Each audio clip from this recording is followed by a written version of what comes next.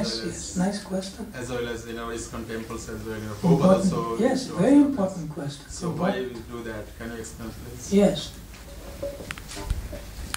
Now, we can answer it in various ways, but let's see what's the best way. Okay. What is the meaning of Leela? The common meaning is pastime. To pass your time.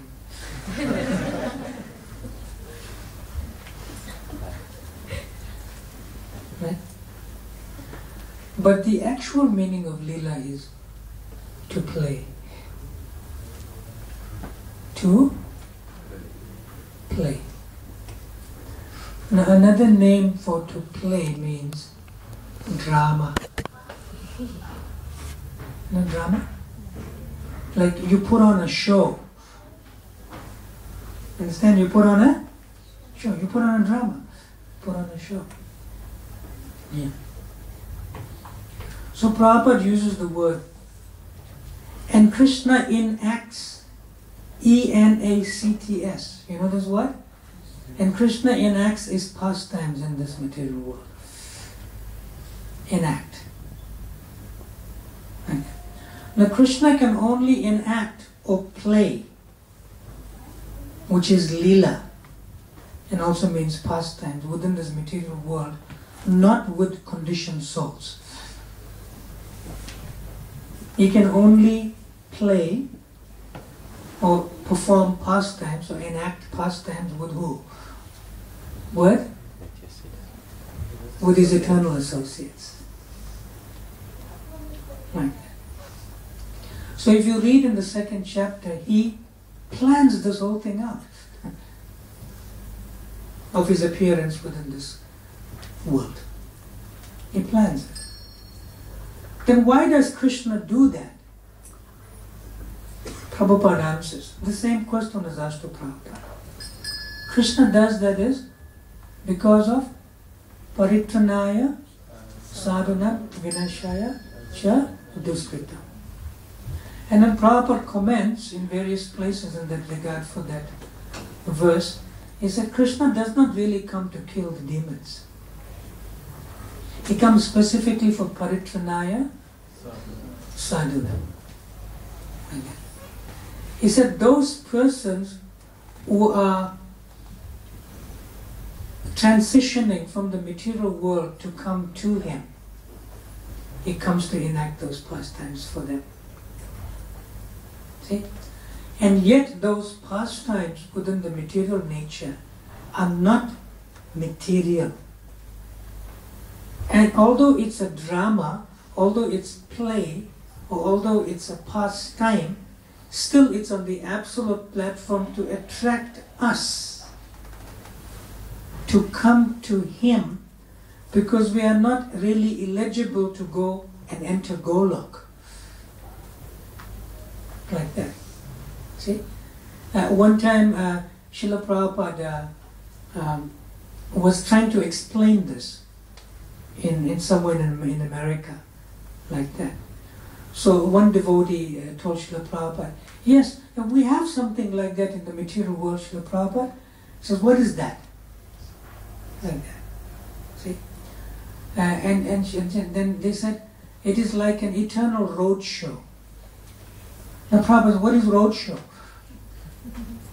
Then they explained that sometimes there's like groups of musicians, like they go from one place to another. So that's called a road show, right? You're on the road for going from one place to another. Some Prabhupada said, and say more, then the devotee said more. He said, yes, it's like that. What do you call that? Road show? Okay. So Krishna goes from one place to another. Eternal road show. Enacting his pastimes. To attract us to become Krishna conscious. And when we're fully Krishna conscious, then according to Brihad Bhagavatamrita, we become eligible to join his roadshow in one of the universes. See? And then when we're more fully Krishna conscious within the eternal roadshow, then we go to Gola. Right.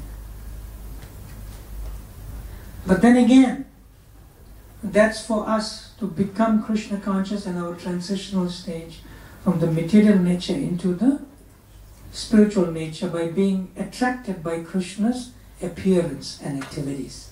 Janma, karma, charma, divya. So that is why we celebrate. Like that. And the intensities of Krishna consciousness deepens and heightens on the appearance days of the Lord.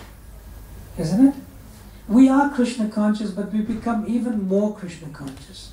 And therefore Srila Prabhupada quoted to the devotee, Madhavatiti Bhakati Janani, quoting Srila Bhaktivinoda Thakur, Srila Prabhupada says, yes, and days like Janmastami and days like Akadashi are the mothers of devotion.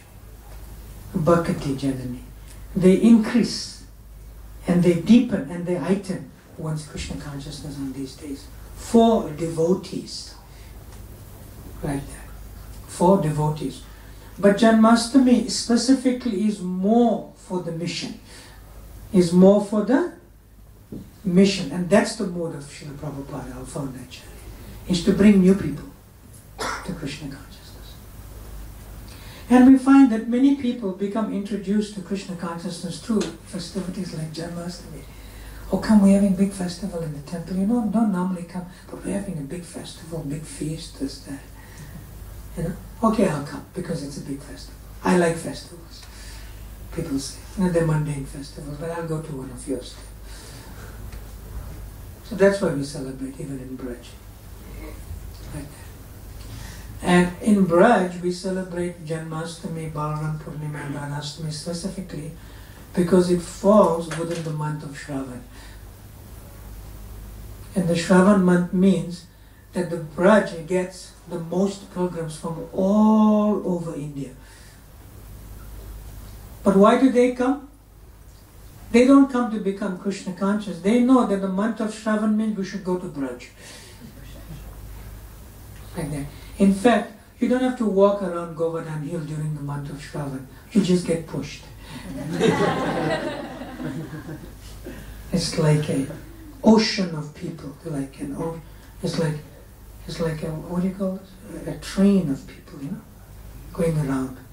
But you just stand there and you'll be automatically pushed. This is this time, especially between Balaram Purnima and Janmastami.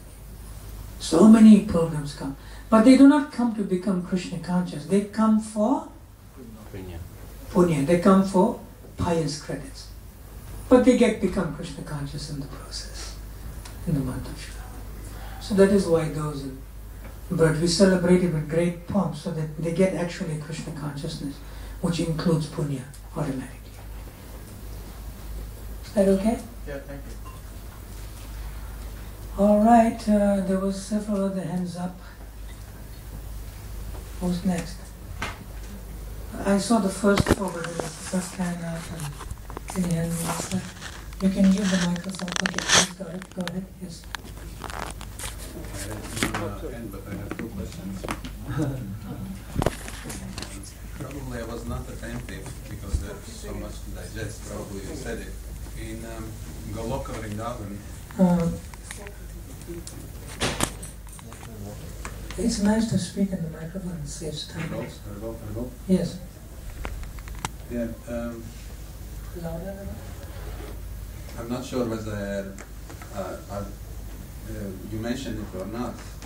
I didn't get There it. won't be any indigestion. Yeah.